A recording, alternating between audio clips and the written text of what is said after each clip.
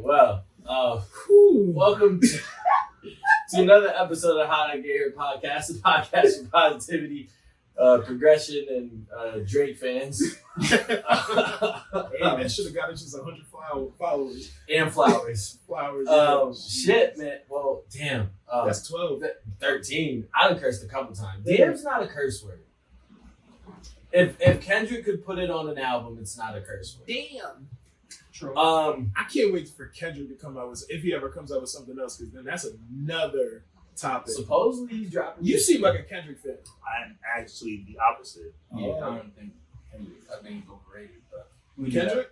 We can do that for another episode. It's tough to resonate with a West Coast rapper sometimes. You know why? Because West Coast people in general, they're very laid back. Yeah. Like, I don't know. That was just funny. What?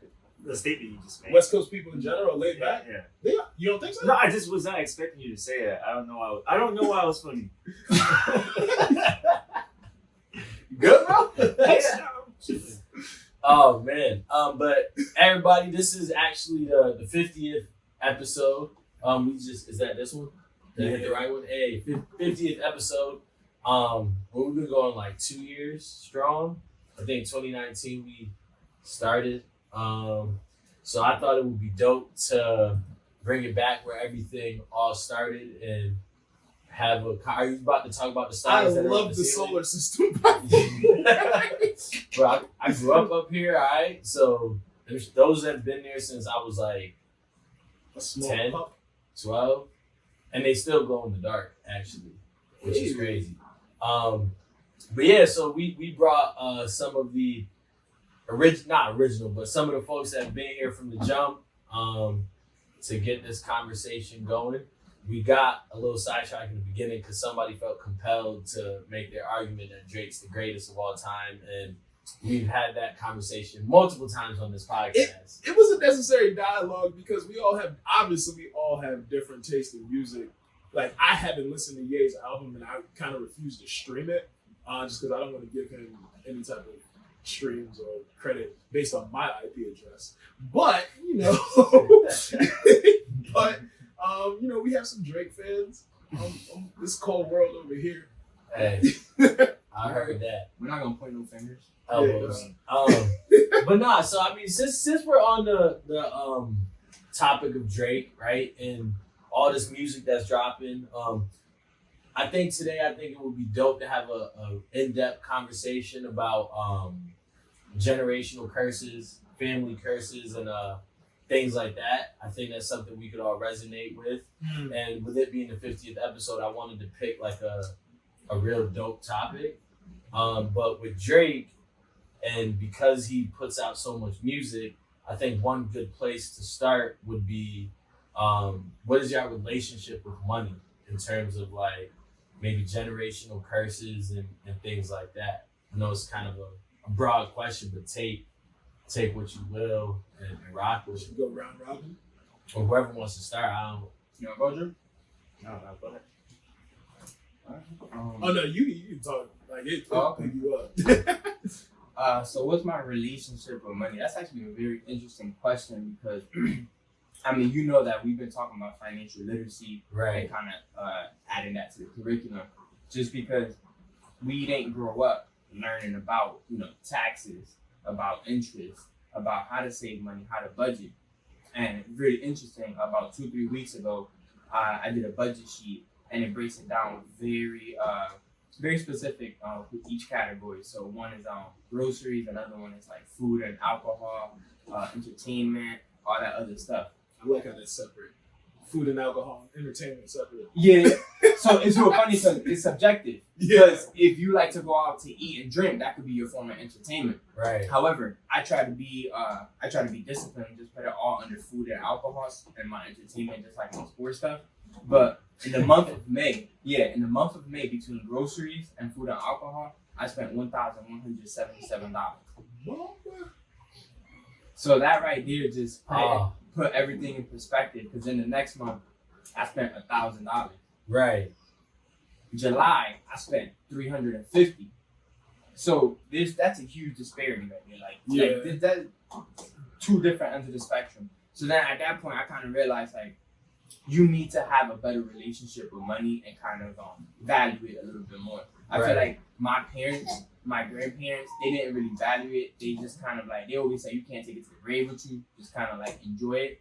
But I feel like we're at a point where in our lives and where we can't continue that because what we're gonna leave for our future offspring, you know what I'm saying? For our kids and stuff like that. So legacy. I'm trying to leave a legacy, and my parents they showed me the foundation. They gave me the foundation, but I'm trying to kind of enhance that right now. You know, and it's only gonna happen if I have a better relationship with money and start educating myself.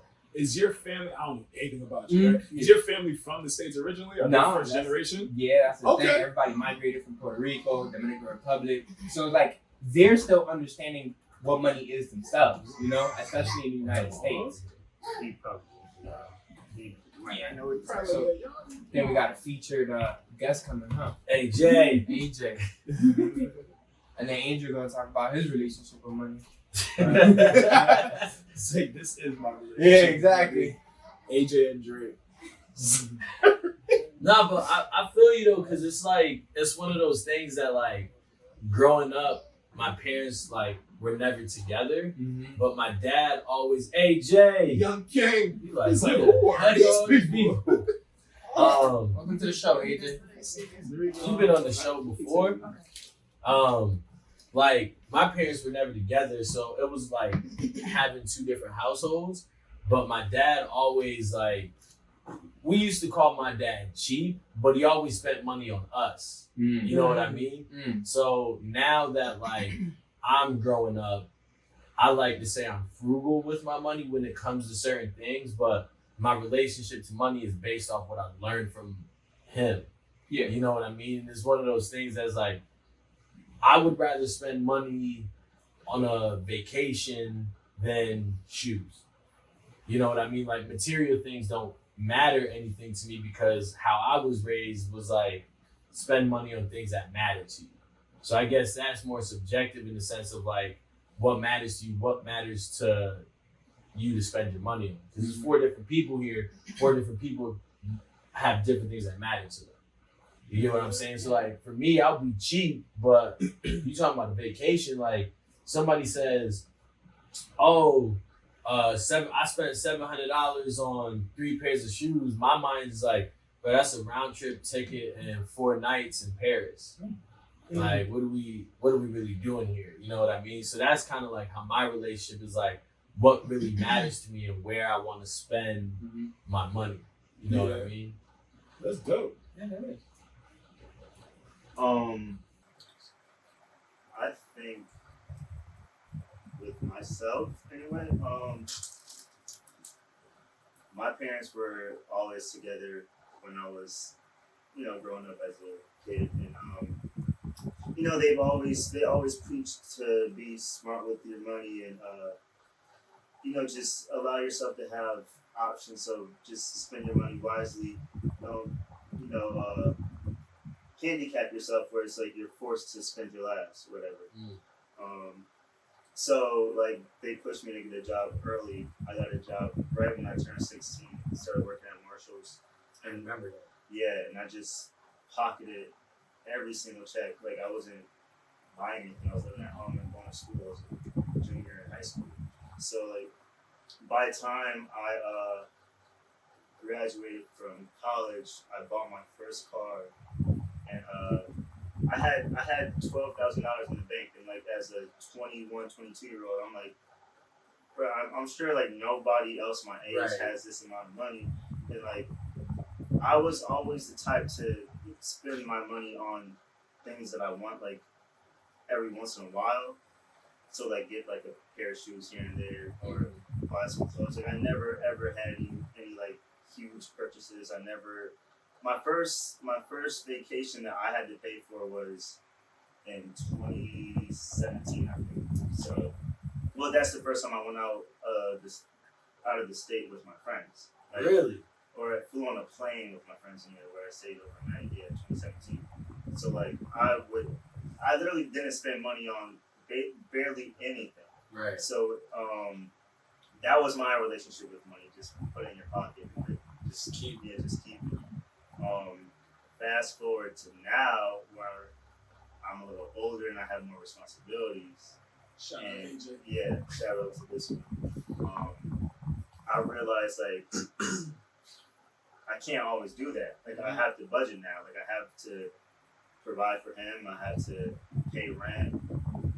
Just got a new car, so car note, car insurance, renter's insurance for my apartment, other things. So now I would say that I'm very, very aware of any little purchase that I make. Like I think I started maybe like 2 or 3 months ago where in my phone, like I write down any purchase that I make and I calculate how much money that I'm spending. Damn, y'all better than me. Because I was like, bruh, like I'm spending probably in terms of like my responsibilities and like my entertainment, food and alcohol, all that, I was probably spending like $3,000 a month or 35. Yeah, I'm like, there's no way that I could survive or like make money, save money doing that. So so now I just feel like my relationship with money now is more just being more aware of where each dollar is going, opposed to just being able to save it. Where did those bad habits come from? They weren't bad habits. It was just like I didn't have Well, the responsibility. So now it's just like I have like let's say 3 years ago before he was born, if I wanted to spend a weekend in Boston with you and go out and you could spend $200 and drink, it wouldn't affect me as much as it probably would today. So it's just like I'm more aware of each penny that I spend. Right. Yeah, so that's dope. So my relationship with money, basically from a young age, I think I've said this like many times, but I've had older brothers. They're both 10 and 12 years older than me. So I'm used to like seeing people working. My parents both worked, both entrepreneurs. So anytime I wanted money or anything like that, and they said no, or like I wanted a game, accounts or whatever, they're like, no, can't do it, or no, you don't deserve this when I was being bad, like not doing my homework and stuff like that. I just found a way to get money. So growing up in Manchester, like I don't know if you can do this nowadays, but I used to knock on people's doors like, hey, you want your grass mowed? $20. I had paper routes. I used to shovel in the wintertime. All money that like people who do landscaping and contractors now they make businesses from. Right. I've always had that entrepreneur mindset from my parents because like listen, I hate when I ask for something and I can't have it. So it's like I gotta go get it. Like I have to find a way. The opposite side of that is I didn't know how to save. So I knew how to get money and get what I wanted, but I didn't know how to accumulate it. Right? To like, all right, cool. Something costs $500. I should probably make 8, have 3 left over, spend 5, something like that. So obviously, fast forward now, being an entrepreneur, having worked throughout my career on how to get money, I've always been able to accumulate it. I've learned better saving habits, but I've also been what some people call risky with my money. Be like, all right, cool, I'm going to start this business. I'm going to go into this. I know if I go into this and I succeed, it's going to yield tenfold results. So I think I'm blessed to have seen that from my household, but I wasn't necessarily educated firsthand on like, all right, this is what you should do once you get the money. It was more so like, if you want it, go figure out how to get it, not go get it and be saving 20% of it, you know? Right. So I always thought that was interesting. I think about that constantly. So what does a generational curse look like? Because it sounds like all of us are somewhat responsible with money.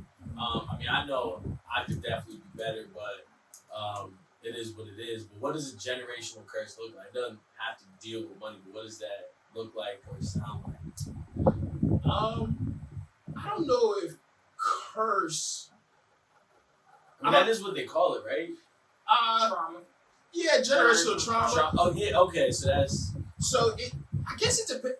I think that's all based on perspective. So like Nelson's example, right? First generation family here. He saw his parents make a way in a brand new country. right. But say, they weren't necessarily great with money, but they were just doing what they knew how to do the best they could to provide for themselves and their family.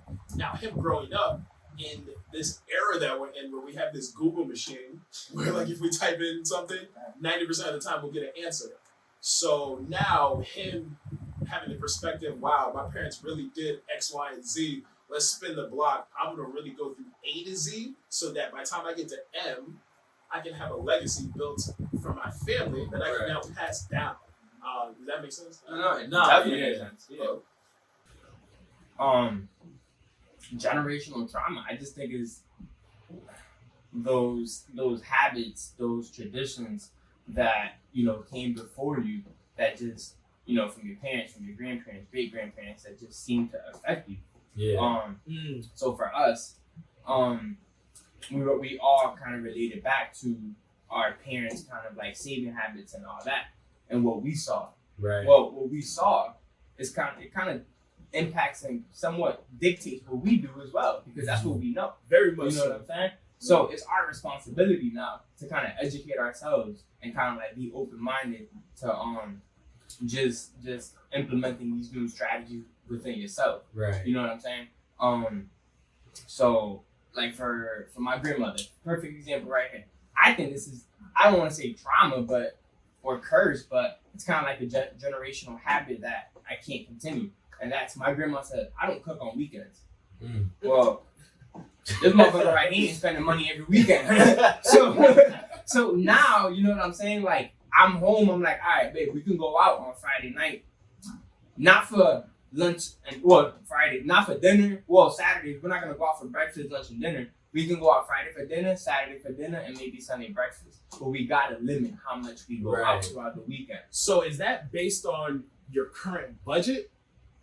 Yes. Okay. No, this is all recent. Yeah, this is all a recent finding. But that's real shit. Yeah.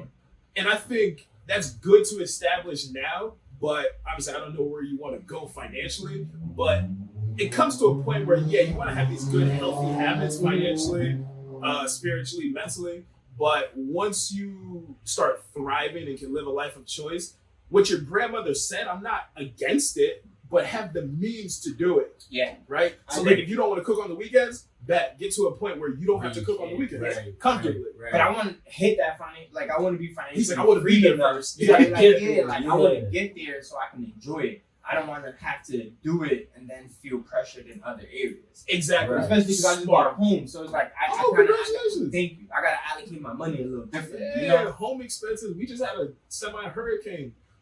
My basement got flooded. Bro, about it. Same. So you feel me? So I gotta, somewhat budget, and it's kind of nice, and honestly, it's a beautiful experience. It's kind of being open to all this. Right. That's perspective. I love that. So how much of generational trauma would you say boils down to like culture and our background? Because go ahead. Or Y'all take that. Well, That's a good question. I kind of had a question based off of something that you said. So go ahead. What you said about your grandma about not wanting to cook. If you are aware of that trauma, I guess, does that make it trauma if you are mentally aware of it? Like you say that it's trauma until you address it. Yeah, you I have like to be that. cognizant of it first. I like that. Yeah. Like you can be mindful of it, but what are you gonna do about it? You know what I'm saying? To change that. I think Because at that point it's like insanity. right. I think a lot of people don't want to face their trauma. Mm-hmm. So what they're doing is like, I'm aware that Drew's pissing me off, but I'm gonna just keep dealing with it instead of being like, yo, Drew, what you're doing is pissing me off. You know what I'm saying? So I'm aware of it, but nothing changes if nothing changes. So until I address that trauma, it's you just running in circles. You're like on a hamster wheel. And again, it's not trauma or curse, whatever. Like you know what I'm saying? But it was just for lack of. If you didn't, but if you didn't address it and were cognizant of it, it would be trauma because you would inherently pass that down, not realize it. And so that's how it gets passed down. It is trauma. Why not? That's good perspective because it is trauma at that point. Because it's like it's impacting me right now because I don't want to cook on weekends. You know? It's like I didn't see cooking on the weekends, so I don't want to cook on the weekends. Mm-hmm. And that's to your point, how trauma or family curses get passed down. If you don't face it, you're gonna continue that circle and pass it on to whoever comes after you. And something as minimal as that. Well, So that's. And to your question, and that is a great question. Yeah. So to that point, and this is why people who don't acknowledge white privilege, they don't understand that it's not necessarily, we're not talking bad. Like we're not saying, oh, you have white privilege, so boom, boom, boom. It's a fact. You, by your being white, you have had a head start in generational principles passed down for generations. Black people, because we had to store minorities, people of color. But yeah, people of color, we're starting at a disadvantage because we were oppressed for so long. We just got rights, gosh. Yesterday. Yeah, basically. And now we're trying to learn, and it's like working in certain industries and like rubbing elbows with people in different industries. It's like part of it, like affirmative action, like we need enough colored people working here. But it's like when you see affluent people and you're talking with them, it's almost like, wow, like look at you trying to make something of yourself. And like, I don't know if they realize they're doing it because they don't realize that their white privilege has been passed down for so long, and they got to see the good habits from their parents, from their parents, and from their parents, and then passed down. And it's like, like you make money, you're gonna become X, Y, and Z profession. You're gonna save this. This is how a 401k works. This is how IRAs work. This is how you have the money to go to college at 18 because I did this when you were born. So when you're done, you also need to figure out how to do this. People of color don't know these things. And like, it's almost like common sense to white people because we've been doing this for years. If you didn't know that, no, I didn't know that. I was just able to start working with you a couple years ago. So no, that's huge. Because it is a race. Like this whole thing is a race. It just so happens that white people had 2 laps head start on us. And there's something there's a post that always goes on or saying that like minority parents say like, oh no, go out and get your own, or you need to learn how to work, whereas white parents are like, no, I'm gonna help you. Yeah. So, you know what I'm, and I don't know if that echoes your point, like, No, that's a point. Yo, my girl, she said because she studied abroad, and she's like, that's a very American thing. Like at 18, you have to go out and go find yourself. No, I don't think it's an American thing. I think it's a minority thing. You think so? I know so. Okay, talking truth, Kate. No, I mean just at UConn, right? When I was at UConn, a lot of these first of all, that was my first time being exposed to even the white culture. Cause I'm from Hartford, you know what I'm saying? So it was like a whole culture shock when I was there, you know what I'm saying? And I started to learn that we are so anxious and just eager. As soon as we turn 18, we're about to get a job to move out of our parents' house. Be independent. Right? Be independent. Yeah. That's not what they do. Their parents send them off when they feel like their kid is ready, when they have good credit. You know what I'm saying? You know what they do as soon as they turn 16? Not even 16. When you're 12, they put them as authorized users so their credit goes up. So by the time that they turn 18 and they can get a credit card or whatever, they have immaculate credit because they put them on their credit line. You know what I'm saying? It's little stuff like that, little pointers that we are not aware of, and white people are, and it puts us at a disadvantage. But you know why? I think it's because growing up as minorities, our parents, they love us. At some point, it's like, damn man, this little dude's a kind of a burden, like a financial burden, because they're just trying to make ends meet as well. Like they're not thriving. It comes from survival. Exactly. They had to survive. Like, I've been surviving with you for 18 years. Like, bro, once you turn 18, you got to your contribute. Yeah, whereas white people's like, no, like, listen, you can stay as long as you like. Right. Like, we're good. Like, Yeah. I don't need your money. Yeah. I don't need exactly. anything from you. I'm here to make sure you're going to be all right. And that's different. Like, my, someone at my job basically says, like, listen, all you have to do for your kids is two things. Give them unconditional love and create good habits. Everything else will fall in line. Unconditional love and good habits, but his habits are going to be a little different from my family's habits Right. because he's learned differently. Right. So, yeah, no, it's definitely that's huge. That's why I do what I do. I love educating people on that. And it's interesting because, like, working in the school system last year, there were days that we had like a day off because it was too hot in the school. And I'm like, bro, when I was a kid, open the window and turn the fan on. Like, there wasn't no, like, it's too hot to be in a room. And I was talking to my cousin about it. What town were you working in? I was in Windsor. Exactly. Well, right, but my cousin was like, just because we struggle means our kids have to struggle. That way, that was her response. Her response. I was like, yeah, but we're talking about AC in the school. Like that's gonna kill you. Like, toughen up. Like, to me, that was my mentality. Yeah. And I don't know if that's partially my way of, oh, now I'm gonna pass down generational curse because I dealt with this. You have to, or I don't know. Kids are soft, man. Like, I agree. I think kids these days are soft. Like, bro, it's too hot in this building, so we can't be in here. I will never forget to this day. And this is probably why I'm so messed up. Like, when people ask me, like, yo, do you Bless cry? you. Aw. Like, when people ask me, do you cry? I've cried 3 times since I was 18. 3 times. I can count on one hand how many times I've cried. But as a kid, when I would cry, my brother would punch me in the chest and tell me to stop crying. What? Wow. Like, bro, that hurts. Like, this physically hurts. So, like, to me, it's like, well, what do I need to cry for? Like, I'm just going to figure it out. But I don't know if that's good or bad. Like, I don't know the pros and cons of crying. I just know, to me, it's a waste of time. So what are you gonna teach your kids? What are you gonna teach your kids? To be as open as you want. Like, Not fucking crazy.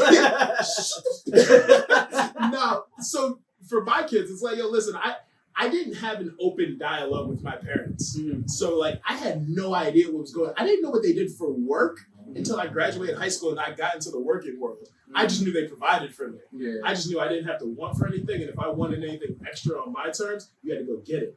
You think that speaks? Why is that though? Like, I'm like dumbfounded that you don't know what your parents did until you were 18. I had no idea, yeah. Jeez. Yeah, never talked about it. Okay. I also had a very particular, and I've mentioned this before, so I don't care about talking about it. I also had a particular upbringing where my parents were actually like, we're about to divorce, like, we're gonna go different paths, and then a blessing came along, and they were like, Because you did say your brothers are older. 10 and 12 10 and years 12. old. Yeah, Okay, yeah. so there's not So, a big gap. They got to the point where, like, all right, you know what? We're about to, like, split, and then, surprise, young King, born 2/10/92, came along, and they're like, oh shit, like, my mom was 42 when she had me. Yeah, facts, right? So, yeah, wild. So, yeah, I just watched 2 people who didn't really love each other kind of just cohabitate. So, like, to me, I'm just like, oh, all right, well, whatever. I'm going to go to my room. I'm going to go work.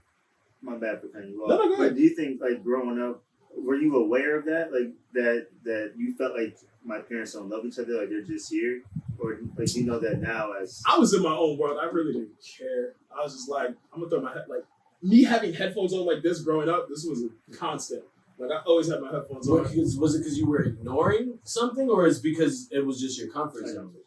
Probably both. My parents are both salespeople. They talk a lot. Like, they talk a lot. And it's like, my mother's the most nurturing, kind-hearted individual who talks a lot. And it's just like, I didn't ask for any of this advice that you're giving me, and it's not relevant to my situation right now. So I'm like, all right, cool. Appreciate you. Headphones on. I'm in my own world doing my own thing. So yeah, no, it wasn't ever really relevant to me. I just knew this is my situation. This is how I'm growing up. I had my older brother who was around, sort of. I had the middle brother who flew the coop at 18. He reached out on holidays or whatever. And then I was just the youngest. You know, I saw an interesting upbringing. So then when I see like even my girl, right, her upbringing is totally different. Like she has love in her household. Like they sit down, they eat together at dinner. How's your day, sweetie? Yeah, facts. Like people care about these things. They sit down, they say grace, you know, they talk with each other, like, yeah, how was this, blah, blah, blah. And in my head, I'm just like, this is weird. Like, I did not see this growing up. This is cool. This is awesome. I want my family to be something like this, but this isn't natural to me. Right. I'm in the same boat, to be honest. Like, my girl and her family, like, they try to do, like, Sunday dinners. I'm like, I'm trying to see my family every Sunday, though. You know what I'm saying? But I always said, though, I appreciate, like, specifically my father. I appreciate my father because he has shown me the dad to not ever be. You know what I'm saying? Like, your habits, everything you've done in life, thank you. Because now I know not what to do. Yeah. Like, now I know what to do. You know what I'm saying? That's facts. So, it's like, and it's all perspective, and you just got to appreciate it for what it is. But it took me to kind of acknowledge how messed up everything that he's done throughout life has been, kind of acknowledge that generational trauma. For me, well, I don't have a kid, so I can't necessarily address it, but the way that I do my work at school, that's how I try to. And you work with kids. And I work with kids, so it's like, that's how I practice. Sounds like practice. Yeah, you know what I'm saying? It's practice, so it's like, now I'm ready to have a kid, you know what I'm saying? Hopefully my girl watches. Let me start. I was gonna say, bro, we don't need that smoke. I We know, don't right? want that smoke. Come But join the then, club. Yeah, right. Episode 100. oh man, no, but that's interesting. I mean, since we kind of like brought it up, you know, like our relationship with our parents or our parents' relationships. Because my thing is like, one part of parents' relationships, I don't know what a successful marriage looks like. There you go. You know what I mean? Because like my parents divorced when I was 2, and then my mom was dating somebody, and then she got married again. That didn't work out. All my aunts are divorced. My aunt, like, as close as family gets, I don't know what I don't want to say successful, because just because you guys divorced doesn't mean it wasn't successful. I don't know what So to that point, what would your definition of a successful marriage be? Like, what would you want? I guess damn, that's a good one. Well, Cook my own food. I guess, you know, eternal happiness, healthy in the sense of mentally, physically, emotionally, growth and support.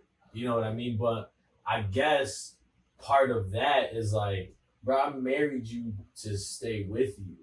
You know what I mean? Like, if we divorced, this was a failed marriage. Or maybe that's a question we put as a poll. If you divorced, does that mean your marriage was a failure? Yeah, is divorce failure, or is it coming to terms with what this really was? Because at the end of the day, like, I could divorce my wife, right? But we raised 3 kids to 18, 24, and 28. They're off in college and with their families. Me and my wife both have successful careers. That's not a failure, if you ask me. That just means it just didn't work out. Yeah. Which is, go ahead. Nah, I think I'm perfect to speak on this because, like I said, my parents were married all throughout my life. They got divorced. It's been a year. It was a year ago last month. Oh, wow. So, yeah, my first 28 years, it was always just my parents and my 4 siblings in the house. And that's all that I ever knew. So when my mom came to us and was like, I'm moving to Michigan, and then came to us a few months later, like, we're gonna get a divorce. It was just like nothing. It was like nothing that you would have expected, because this is what it's been forever. Right. So in my mind, I immediately just go to like the negative aspect of it. Like, I feel like it is like a failed marriage. Like, Y'all gave up. Yeah. Yeah. And I just feel like like I wasn't mad at her, but I just didn't understand. Would you say you understand now? Yeah, because I've had conversations with her, and she said what you just said about the fact that she raised her 4 kids, all graduated college at this point now, starting families of their own, stuff like that. So she said one of her life goals was to go to University of Michigan and get her PhD, which is what she's doing right now. So like Dr. Angel's mom. Yeah. That's So what we call her. but so yeah, it's just like regardless of regardless of the fact that she had adult kids and this and that, she's chasing her life dreams, Right. and she's not going to let a marriage that obviously wasn't 100% solid stop her. No, I just want to piggyback off what he said because I'm glad he gave the example before I went. Because I was going to say, like, I don't think it's necessarily like a marriage failing or whatever, or divorce being failure, but I just think it's two adults being on two different frequencies. And the reason I say that is because he just said his mom wanted to get her PhD. That was her dream. Mm-hmm. When you get together with somebody, like, if you don't fulfill something that you always wanted, you're going to resent that person. You know what I'm saying? And that's probably what was happening there, where what was keeping them together was the family, like the 4 kids. Right. And that's successful. For all of them to go to college, everyone having a family now, like, that's beautiful. That's success right there. And she's a grandmother now, like, that's, you know what I'm saying? Right. So, but the fact that she wasn't able to probably fulfill her life goal, her life dream, got them both on 2 different frequencies, and the energy wasn't there. Mm-hmm. So, go ahead. No, go ahead. I was gonna say the thing is too. Usually when you marry somebody, you meet when you're young. Like Exactly. yeah, and my mom was super young when my parents met. Like they started dating. My mom was 18. My dad was 25. And yeah, this was probably like the 80s though. So I mean that was probably acceptable back then. I don't know. It's legal. Yeah, legal. He was 18.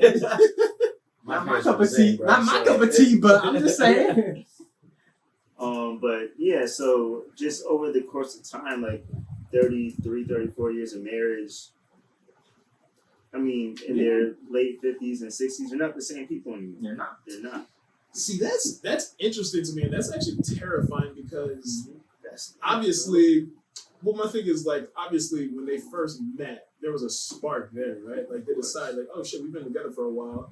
Let's get married. Let's do this long term thing, right? So then, long term, and I guess this is like an open question. Like, is that a lack of communication? Like, at what point did that veer off and be like, you know what? We just don't want the same things. Let's go opposite ways. Or do you think it's possible to prohibit that within a marriage through communication and like hard work? I think I could partially speak on that too, because like even growing up, like we would always take a family trip to Ohio every summer because that's where both my parents' families are. Oh, okay. They're in Ohio. So other than that, like any little day trips to like the beach, if we go to Boston, New York, whatever, just like as kids over the course of the summer vacation, my dad never ever went. He was either just at home watching movies or at work. Like he just likes to be home when he doesn't have anything else to do and just stay home and watch TV, watch movies, whatever. So yeah, but my mom, she likes to go out. She likes to explore, have fun, and do things of that nature. So fast forward to when I had this conversation with her, she just said one of the things that always bothered her was the fact that she likes to do things and my dad doesn't. So she wanted to go to Michigan. And he probably wouldn't want to. So if that's a real dream of hers to go to Michigan and get her PhD, then I see that as an issue. Yeah. Oh, go ahead. No, and like again, not like talking specifically to that situation, but I think in general, I think there is constantly in the older generation a compromise that happens where it's like, you know what? we can do this. I'm 70, 75% happy. That 25%, maybe it'll change over time. Maybe like this person I've known since he was 25, he's built up these habits and whatever trauma that's passed down from his family. Maybe that will change over time and it'll eventually be 100%. Or do you work up to that like 90, 95% and like try to I fill don't the think gap? there is a 90, 95%. I think it's the opposite though. I think it goes backwards. So like when you first meet, you're probably like at 100%. You get married and everything is fine and dandy, and then over time, as time progresses, things happen. So go ahead. No, go ahead. But yeah, no, things happen. Like maybe you don't take your shoes off when you come in the house every single day. And that might be something that your wife wants you to do. And just over time, things add up, and I think people reach their breaking point at some point in time. That's interesting. I think based off kind of like Drew was saying, like you build, like you started 100 and work backwards. Yeah. Based off like my family trauma and things that I've seen, I think for me it's more so like I now know what I don't want. You know what I mean? And I now know Like what Nelson said. Yeah, I now know what I don't want, and I now know what I do want, and I'm not going to settle until I find that. Because with me, it's like I don't actually think things are 100% because I don't think things are ever perfect. Yeah, you know what I mean? ever. But when I find somebody and I find like that vibe and that person I want to be with, it's like, okay, I put all my trauma aside. I found this frequency that we're both on, and you can never be sure that we're ever always going to be on that same frequency. But I also know like you and I are solid. You get what I'm trying to say? Based off like my parents right now can't even sit in a room together at the same time. You know what I mean? So it's like I would never want to be with somebody that would ever be an outcome. But you would. I want to touch on what he said about the 75%. Okay. Like, I'm glad she said that because the 70, I feel like when you're at start at 75 and you're trying to reach that 90, 95, or whatever, you know what I'm saying? Like, you're falling to that potential. You know what I'm saying? But when it's backwards from 100 down to 75, you can kind of avoid, like, you can avoid that. And I think with communication, being vulnerable, being open-minded, trying new things such as therapy, all of those different tools are different strategies for you to reach that 90, for you to not even reach, for you to stay up consistently. Because you know what I'm saying? I don't think it'll ever be perfect. Yeah, because if you're starting at 70, 75%, you're already settling. Are you not? You know what I'm saying? Like you're going in with that mindset. Like I hope this person reaches this level. I hope. Right. Or I don't need that. I can do without. Yeah, and then you put in all these expectations on that person. And when that person fails, you know what I'm saying, and doesn't reach those expectations, now you're going to resent that person. And then guess what? You're going to go from that 75 you started, you're going to go right down to negative 40. And that's in a month like that. You know what I'm saying? Once you fall out of that honeymoon phase, a lot of people fall in love, like you said, with potential and the idea of people. You know what I mean? I see you as this person or whatever, and that's not really who they are. You try to make them out to be who you want them to be as opposed to who they are. And then while that's working, to your point, when you're at that 75 and you realize who they really are is when you go down to that 40. Yeah. I also, and not to nitpick words, but you said, yo, I can put my trauma to the side and make this work. I think instead of putting trauma to the side, you just acknowledge what that trauma is. Like, all right, you know what? This is my trauma. I'm going to actively work on this because this isn't your burden to bear. Right. And I didn't want to put that on you. And that's huge. Yeah. That's huge. And that's like, to that point, that's like a lot of people that I've always said, like, yo, I don't know if I could be a stepdad because I didn't like my stepdad. But then a lot of people's rebuttal is, well, because you didn't like him, you now know what not to be or how to approach that situation. And you also have to face the fact of why you didn't like him and everything for that reason, to echo your sentiment. Yeah. Well, you're also a very loyal person. So, like, in actuality, would you ever genuinely like a step parent? Yeah. You think so? Yeah. I think I want to hear his. you know That's a what? good point because he doesn't. You don't like your stepmom. Well, you're your father's partner. But my And thing, you know, I got reasons. facts. But I got But reasons. but it does boil down to the loyalty as well. Though. Right. You know what I'm saying? Right. And I think But you also, I want you to just think about the flip side though. I mean, like you don't. Well, not the flip. Think about the flip side, but you actually benefit from two different sides because you have a father who's also showing you what it is to be a good father. right. You know what I'm saying? So- you know what not to be, and you know what to be. So that's like a good balance right there. Right. So maybe you are ready to be a stepdad. Bro, get out of here, bro. Yo, get on my house, bro. Go home. No, but I think you're right. I do have both sides of the coin, and I definitely think loyalty is a thing. And my brothers even said that, like, not that I'm too loyal, but like that's where my fault is, because like I'm solid with my people. Yeah. You know what I mean? Like if you're not rocking with me, but like my dad's dated people. Like as a kid, I remember I had teammates that their parents thought my mom was dead because my mom never came to my games, but my dad was dating a girl that would.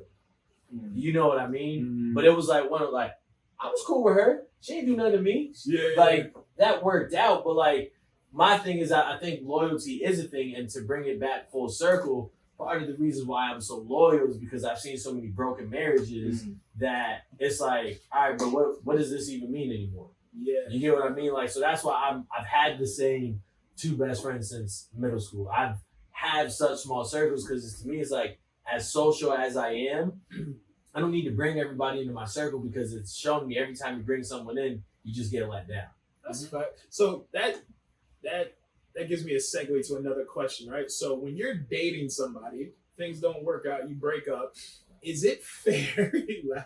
Is it fair to immediately compare the new person to the old person, or do you genuinely give them an objective view of like, I'm gonna figure out who you are as a person without comparing them to the last person, good or bad? So here's what I do, because I used to compare people, but now I compare what the person made me feel.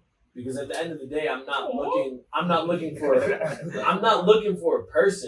I'm looking for a person that I want to be with, a person that makes me happy. You're looking for a feeling, not a person. Right, because anybody could give me that feeling. You get what I'm saying? Because if I am continually looking for someone, I'm looking for a specific person.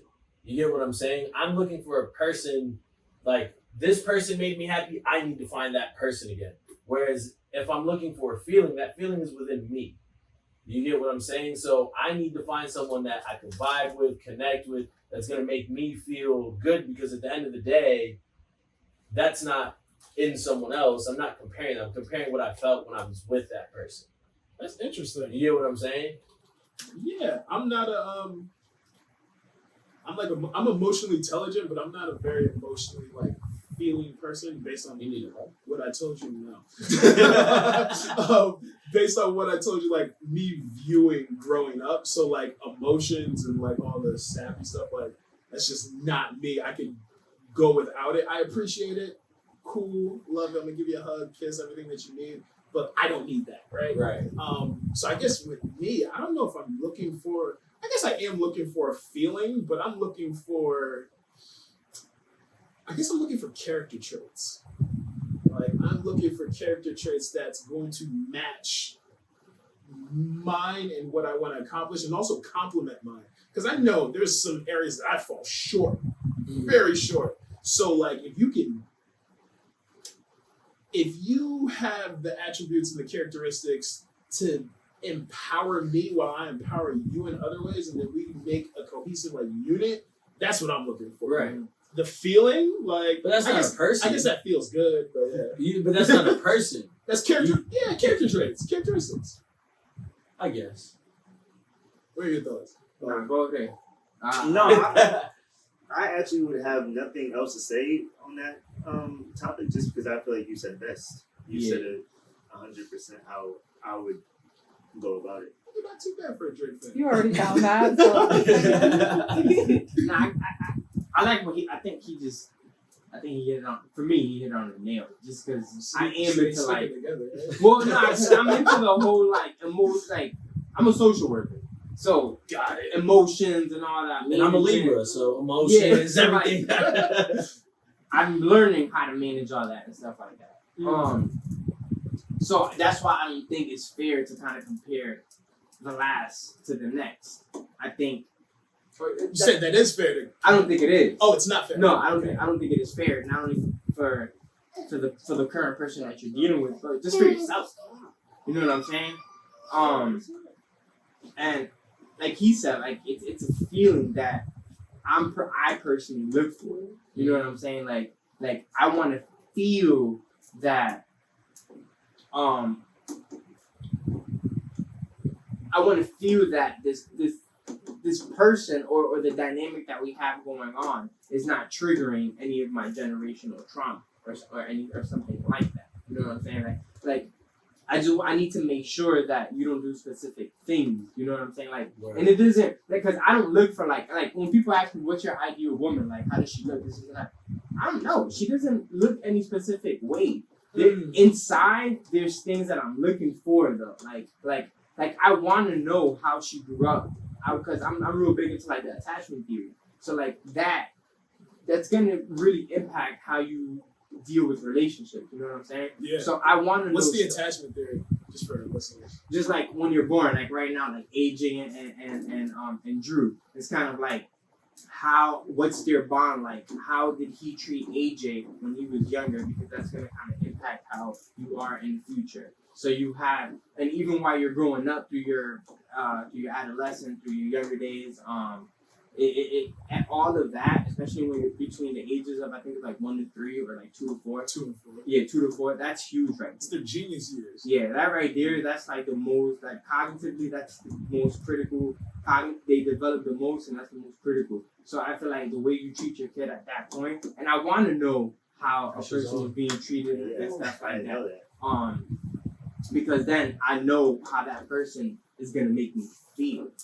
That's real. That's real shit. Because that's there's some people who grew up in a survival household and they don't realize it, but at that age they just saw and like witnessed so many things that like people just trying to make it happen. Mm-hmm. It's not necessarily good or bad, but it's like, do you want to bring on that burden in your relationship and then potentially pass that down to your kids innately, not even realizing it? So now you have a bunch of like gremlins that you have to now grow. It's like, yo, why are you like this? Oh, you did this. It's your mom.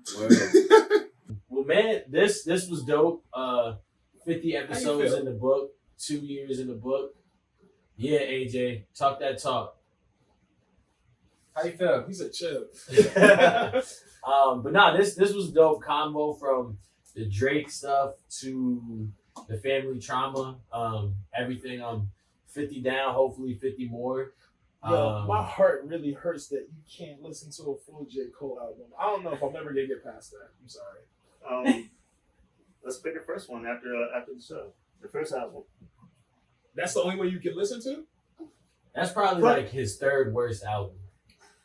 Second, Maybe his second. Hey, just once we cut off, play whatever J. Cole album you want. Top down. Let's listen to it. Whatever you want. Who has that timer? Like, I got work to do. About to say that. That's at was least like, 6-7 hours. I'm like, One album, 6 hours? Oh no, why not? 45, 50 minutes, but Yeah. either which way, we about to wrap it up. You guys know how we do it. You can look at that camera, that camera, that camera, that camera. We only got 2 cameras. You get your 15 seconds of fame, and then we'll wrap it up. Thanks. Start that way. And we're going this way. All right. You guys have seen me here before. Nelson. Just be on the lookout for All in One. I want to talk my shit about All in One. It's a social emotional curriculum that Jacob and I wrote. We in the past year we have landed at least 5 different contracts, a bunch of different schools. we're gonna continue growing. So just be on the lookout for All in One. Enroll your kid. You can find us on Instagram in the near future. And if you have any questions and you want to enroll your kid, just DM Jacob, DM me at Boston Big L. Fantasy football champ right here too, by the way. What's your football team? You're a Giants, baby. All right. You good? Yeah, I'm good. So moving on. Gosh. So I don't know about 15. This has been a wild 2 weeks for me. So I just found a new mentor. So we always said mentorship is very powerful. Wait, you got rid of the dude with the big house? No, that's my guy. That's always my mentor. But you got multiple mentors. Yeah. People, my bad. Different components of exactly. He So just has a nice pool. My bad.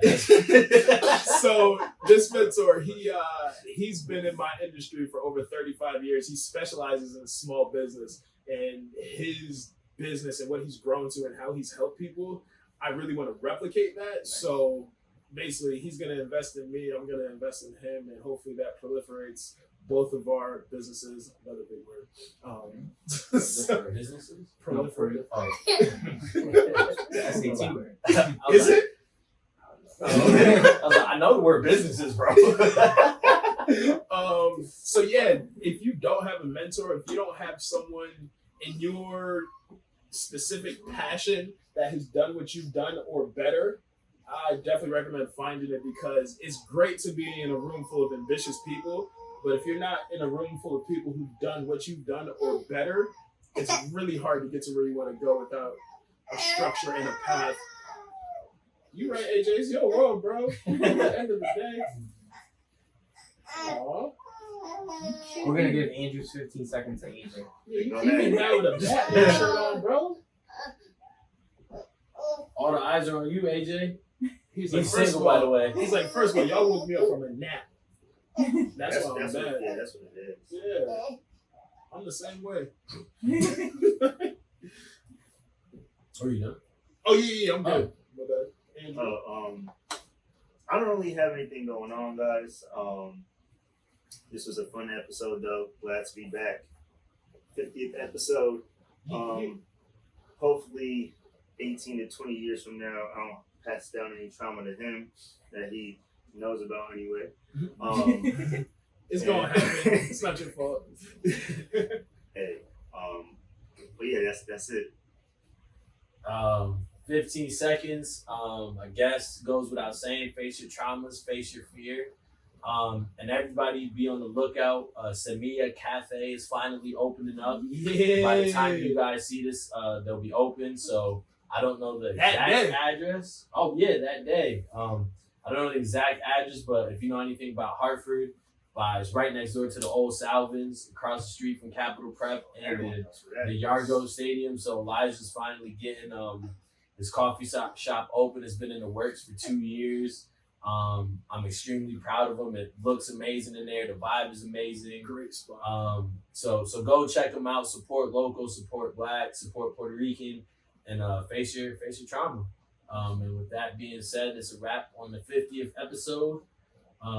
That's it. Drake is hard because he has the fan base. And Nelson was like, oh, but how did he get that fan base? From the beginning, right? He killed it then. Yeah. Right, and that's why, that's not to take away from who he is now. I think he's plateaued now and the nigga's boring now, but Genuinely. but he got where he is. He proved, by, he proved himself early, yeah. right, he peaked and now it's just this. He's no longer going up. But you realize if you hit a certain peak and there's no one else above you, it doesn't matter what you do at that point. Yes, But it there does. are people above You you. could get better. But you could Because you can never, Jay-Z's done that. Jay-Z has gotten Consistently. better consistently over time. But because he's adaptable. He's kind of like transformed as, like as Drake an artist. constantly sounds the same. That's not to say that it's bad. But what I'm saying is it's constantly the same, But time after time. people say that about J. Cole too, though. Like my boy Bragg, I always ask him, like, yo, what'd you think of the new album? He's like, it was a Cole album. I know what I'm gonna get with the Cole album. It's gonna be quality, but it's Cole. But even if you put the Cole album, because Cole he's a storyteller, right? Cole is what he is, right? But if you take whatever album and put it next to the album that was previous and the album that was after, they're not the same. No, not at all. He's evolved. And He's that's definitely and evolved. that's my point. But Cole's gotten his style and who he is He's the definitely same, evolved. yes, right? But he's gotten better. Whereas Drake is just like I hear what you're saying. you get what I'm I trying hear to, what you're saying. and he just gives you the same shit, the Like- same like for stories, me- the same everything. I think Drake has evolved, but it's been like biting off other people. Thank You you. know what I'm saying? It is always the same. Jay-Z and Cole have like naturally evolved. They made their Like, own their shit. own stuff. You know what I'm Yeah. saying? Yeah. Like Cole, you know what I'm saying? Like conscious rapper now. You know what I'm saying? Like he went from like a lyricist giving you bars, Friday Night Lights, you know what I'm saying? Now he's more like a conscious rapper, like he's spitting knowledge to the youth. Yes. Jay-Z, same thing. He's a drug dealer, talking about the streets, talking about drugs and all that stuff. Now more of a conscious And rapper. Drake is for the women. Drake just has I, been I listen. I can't Drake is deny honestly a like he's never matured and it's kind of like a teenage rapper. Almost. So the thing is, Like- there is a song on there where he's got like, I was even listening to I was like, yo, nah, this one, he's got bars on this song. But And by you mean he's got bars, someone wrote them for him. and see, that's the problem. You don't know what's I think- Drake's and what's someone I think else's. he writes the majority of his. It doesn't I matter don't think majority. he The majority. I think he has the best collection of ghostwriters in history. Yeah, but I genuinely think so. and, Which you can't discredit because 'Cause you don't know everybody who does, done yeah. it. You don't know who's not. and doing it has you know? to be able to like he still, even if someone writes it for him, he still has to be able to bring that to life. Right, right. Which is a right. skill in itself, but without a doubt. it's not the same as someone who's really creating this from start to finish. So like even my lady was asking, so what's the difference? Like everyone's talking about Ye's production. Ye started off making music, beats and shit. He's like, He's a producer. yeah, he's a producer. I'm gonna start rapping after the fact. That's why Cole gets the respect too. Yeah, Drake is more so like, yo, somebody give me a beat, somebody write this verse for me, and I'm gonna make it sound good. He's an actor. Yeah, I'm gonna make this popular. I'm a pop. I'm artist. waiting. I'm waiting for you to And let him dispute. go off. No, I'm listening. Because, but the thing is, it's hard to dispute facts. Like we're not saying anything malicious. You're not saying anything malicious or anything that's not true. That part. So speak your truth, King. I mean, what's the saying? Hard work beats talent when talent doesn't work hard. I love that. Okay, so I mean, Drake might not be the most. Why he? Why I he? just want to know where you're going. Drake- I didn't say nothing. Drake may not be the most talented when it comes to, making beats or songwriting or whatever. But when it comes to putting a full song together and making it pop and That's hard. connecting to the masses, he's gonna do that better than anybody else 9 times out of 10. But is he really working harder? Because he didn't do the work. At this point. No. The work is being able to find the Okay. right people to Find the trends and So put it all you're together. basically saying Drake is another DJ Khaled. that's like Ooh. Essentially, Ooh. Drake is a better DJ because DJ Khaled don't do shit. that's like We the best. That's don't disrespect Drake like that. based off what you just No, said. no, It's not You said disrespect. he's it's a the fact. great. You said he's the Okay. greatest at getting a collaborative No, effort he's to bring something to life. Is that not what DJ Khaled does? Because bro, look at Wild Thoughts. What did he do on Wild Thoughts? Hold on. Let me ask a more pointed question. So, do you think Drake could come out with an album with no features and it's gonna be hot? Yes. Listen, if Drake, You think so? listen, First, do I think so? Yes. I think that should go double plat. Yes. No Yes. features. No Yes. features. listen, Yes. J. Cole went No triple features. platinum with no features and no marketing. You think I Drake's don't going think double Drake- plat I with no don't. features? Because No. I think he would actually be rapping. Like I think he would actually be talking. So what is about, he doing But now? he can't. Hold on, but what is Yes. he doing now then? We just played that way too sexy video. He's not. That's not rapping. That's just a fun. Because that's who Drake No, is. no. A cornball. No. A full album of just Drake. Yeah.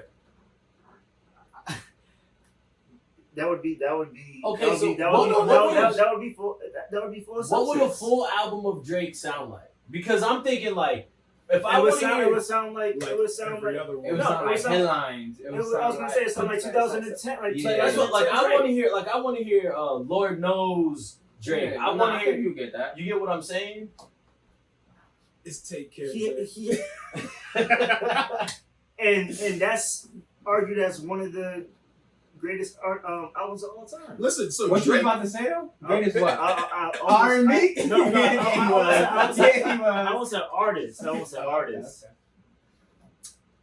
listen, I can't. There's no disrespect or shade from me towards Drake. I call a spade a spade. He's a very good pop artist. When I look on Twitter, the people who like Drake's album, coincidentally, they're not the same people who like J. Cole. The same people who love Drake, they couldn't get through 2 or 3 songs of J. Cole's album, and I feel like there's something to be said about that because Drake is popular. He's gonna come out with bangers. He only came out with like 1 club song. That's the one with Rick Ross. Which is crazy. That's the only song I heard. I was like, okay. Everything else, I'm just like, this is Drake. This is Drake. I would love to intervene. To meet Drake. Please do. No. Oh. Yeah. why I not? would love to get Drake. The fuck?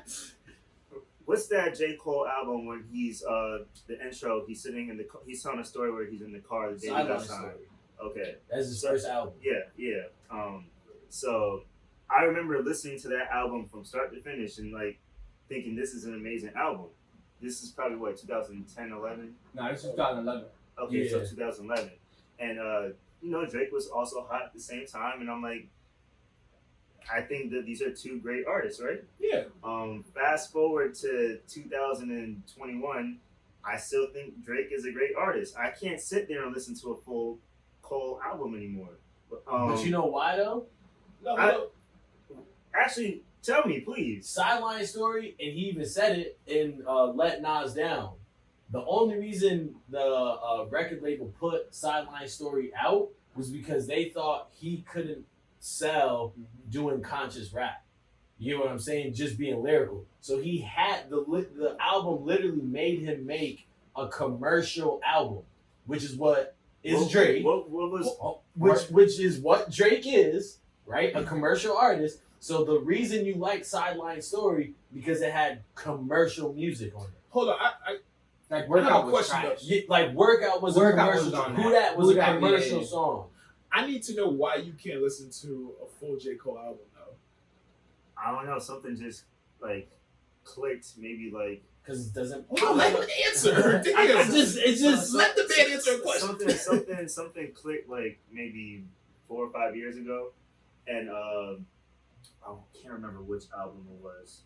Forest Hills Drive was good. I think I Was like. it before or after that? I think you might It's probably For Your Eyes. For your eyes only. maybe. I can't remember the song. Nah, that album is Underappreciated. I think it's underappreciated. All right, It's a but great but story. but Start to finish. I won't say that J. Cole makes bad music, but it's just boring music. So you listen to it once, and it's like this is a good song. This is good music. You listen to it again, I'm like, I can't play this a third time. I feel like I've heard it. I've heard it enough. I don't need to hear it anymore. And you know what? We addressed this last episode, J- and there's a thing to be said. I'm seeing a lot of This weird could be. faces. You know why? The second And let- time around, I'm hold like, on. this is even better. this is what I'm saying. Nah, So J. Cole is meant for intellectuals. Nothing. I'm not saying anything bad about you. I'm just saying that it's considered boring music because you actually have to listen and appreciate what he's saying. I can live. The way he's articulating his point from start to finish from his album. It's not If you- saying anything. I'm sorry. It's not. But Drake is. Hold on. No, So no. to your My point, bad. to your point, you said I he's wish we not. could zoom in on his face. You said he's not saying anything. No, I think, is it that was not in response to that. is it because you cannot reading connect? something. Is it because you cannot connect to what J. Cole is No, saying? I think that's what it is. You can't connect. I didn't say J. Cole wasn't saying anything. But you said it sounds worse the second time around. Yeah, that's what I'm saying. It flips. I couldn't see what it said. No, you're good. I The question is, do you think Drake is a rapper or a singer? think he's an artist. No, pick one. If you could put him in one lane, if it's 100%, is he 70-30, 60-40? he's 60-40 something. I couldn't. Yo, stand up for your God, okay? I don't know if he's more rapper or more singer, but it's probably 60-40. One of the But other. you think Drake is a better artist than J. Cole? I think he's just more Don't say versatile. talented. No, I He's just more no, versatile. no. I literally just said Drake isn't the most talented. We gonna have to make a transition into the actual episode. I don't think we ever going to get through this. Y'all been on 12 minutes. He can do more. Huh? He can do more as an artist. Who? Drake. What can Drake do that J. Cole can't? Sing. J. Cole sings. No. Continue. No, Continue. I've heard J. Cole try to attempt to sing. Drake doesn't sing. Drake talks in. But J. it's a Cole melody. sings. Huh? But J. Cole sings. If you call Drake singing, J. Cole sings. So I'm gonna just sit here like, J. go Cole, ahead, bro. wasn't he on the late night show singing that Be free. Be Free? Continue. Come on. Continue. Come on. Go ahead, bro. Go ahead. I didn't see that. Yeah. All right, let's go into the episode. Yeah, you better. Yeah. Out of all songs, yeah, out of all songs, they picked Be Free. Let's just keep that in mind. But he can't sing. I didn't see it. Just saying. All right.